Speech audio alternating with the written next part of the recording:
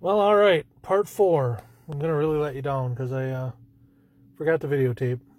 Sorry. Camera install. You put that adapter between the radio. There's a blue wire, that the harness that you fed up. You don't use that wire at all. And then that little connector wire, that it's a three-way T connector wire, that actually hooks to your cigarette lighter, and then that feeds up to your camera power. Just tease in, very easy. Once you hook that back up, push your radio back in, bolt it down, put it all back together.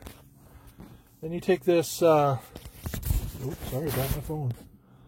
They send you this ODB2 connector. You turn your key, or, like I gotta push to start, get it to on, let your entire truck boot up, your radio boot up, everything. Plug this into the ODB2 connector down under the dash. And you're gonna see, this is see-through. You can't see them from here, but it's see-through. There's some LED lights in there. They're gonna flash like red and blue, and it takes about 30 seconds, and then the whole thing turns, you'll see a green light. Once you see the green light, unplug it. Turn your truck off. Open your door. That shuts all your lights off, shuts your radio off. Literally, wait a minute, I would say. Turn your key back on. Then you go to controls. Bam, look at that, man. Cargo camera. Bam.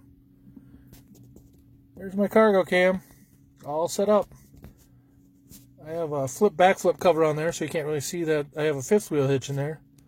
Now I'm going to be able to back right up to my fifth wheel. No problem. You can also hit a button, and that turns it to your rear cam, which you can see my garage door. It's pretty tight. Back to cargo cam. Well, I hope that helps some people out on how to install a cargo cam and a Ram. I apologize for not videoing when I had the radio out, but it's really simple. You shouldn't have any trouble. Good luck.